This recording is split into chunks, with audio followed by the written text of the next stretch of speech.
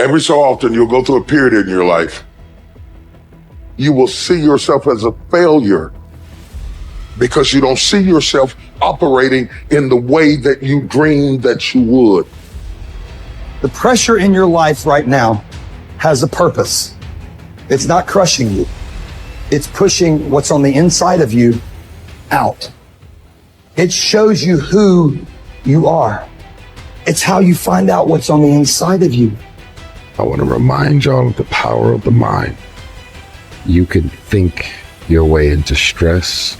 You can think your way into misery, frustration. But if you change your mind, it'll change your life. You just have to decide in your mind what you want it to be. You just have to wake up. You just have to break that negative spirit. You have to break through. There is nothing more practical than developing a vision. It's not some pie in the sky exercise. It's without a vision, you're chaotic and fragmented and hopeless and disappointed, and someone can stop you just by putting up a single obstacle. You're a house divided amongst itself. You have no forward movement. You're not enthusiastic, and that's to be filled with the Spirit of God, by the way. And your life is a sequence of disappointments and frustrations and tragedies, and you're a leaf blowing in the wind. And that is not what you're called to be. That's not what you're called to be. You're called to be a visionary constructor of the paradisal vision. Really, that's who you are. Terrible as that is to apprehend, we already will lose everything we have to lose.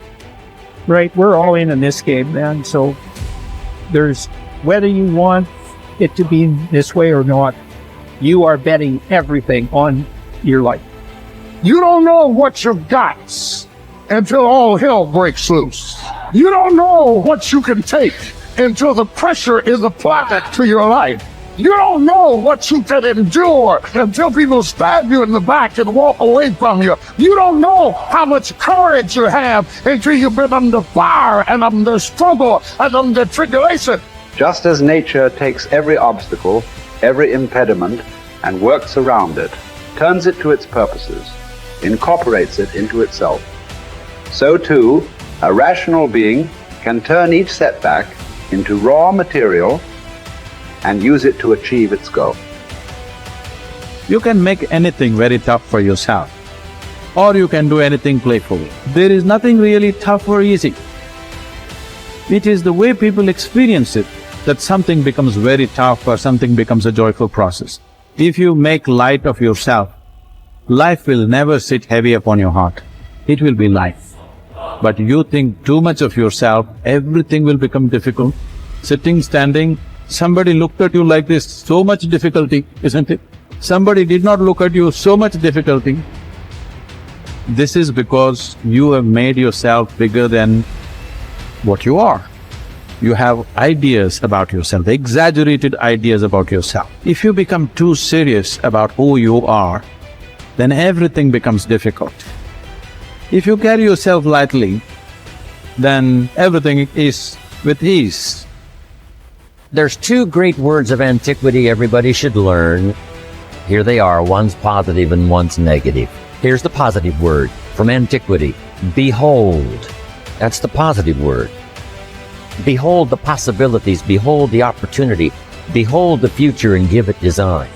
Behold and look at the chances you've got.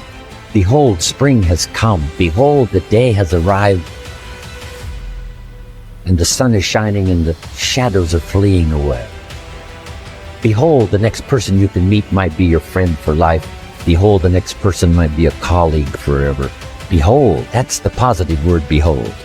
Now, here's the negative word, beware. Beware of what you become in pursuit of what you want. Beware. All of our lives we have to deal with behold and beware. When a kid goes to school, it's behold the opportunity and beware the dangers, behold and beware. So beware of what you become, pursuing what you want. Some things I went for in the very beginning cost me too much. I got so obsessed with some things that I found out later the price was too big to pay. If I would have known better, I never would have paid. But sometimes we learn when? After. after. So don't become so obsessed with something that you lose your sense of reason or it costs you your friends. Don't be so obsessed with something that you compromise your virtues and your value. The story says Judas got the money. You say, well, that's a success story. No. It's true, 30 pieces of silver was a sizable sum of money, but it was not a success story. His name was Judas. Doesn't that ring a bell? It makes all the difference in the world. Judas got the money. Here's something interesting about the story of Judas. After he got the money, he was unhappy. Someone says, well, if you had a fortune in your hand, why would you be unhappy? And here's the key. He was not unhappy with the money. He was unhappy with himself. Here's a key phrase. The greatest source of unhappiness is self-unhappiness. It's not from outside the things that make us unhappy. Greatest devastating unhappiness is to be unhappy with yourself. Now, a mild form of unhappiness is construct. The desperate form of unhappiness is destruct. It's like worry. We should all worry a little, but not let it destroy our lives.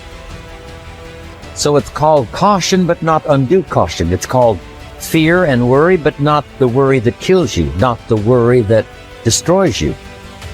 It's like hate. You don't need to hate your job. Save your hate for the important things like evil, like the weeds that attack your garden, like the diabolical ideas that try to entice your children. You don't need to hate everything. I hate this, I hate that. That's the misuse of your hate. Save it for the things we really must. How long are you going to wait before you demand the best for yourself and in no instance bypass the discriminations of reason? You have been given the principles that you ought to endorse, and you have endorsed them. What kind of teacher then are you still waiting for in order to refer your self-improvement to him? You are no longer a boy, but a full-grown man. If you are careless and lazy now and keep putting things off and always deferring the day after which you will attend to yourself, you will not notice that you are making no progress, but you will live and die as someone quite ordinary. From now on, then, resolve to live as a grown-up who is making progress, and make whatever you think best a law that you never set aside. And whenever you encounter anything that is difficult or pleasurable or highly or lowly regarded, remember that the contest is now.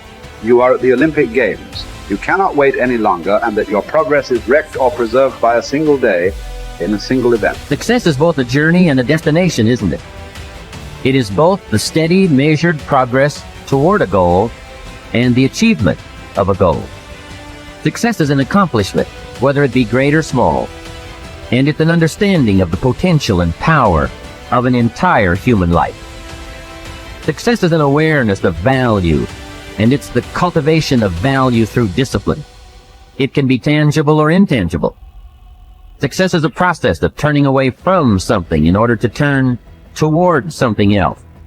From no exercise to exercise, from candy to fruit, from not investing to investing. Success is responding to an invitation to change, to grow, to develop, to become, to move up to a better place with a better vantage point. But most of all, success is making your life what you want it to be, considering all the possibilities, considering all the examples. What do you want for your life? That is the big question. Remember, success is not a set of standards from our culture, but rather a collection of personal values, clearly defined and ultimately achieved. Success is your better life for you, the design you give it, the dreams you accomplish. Making your life what you want it to be for you, that is success.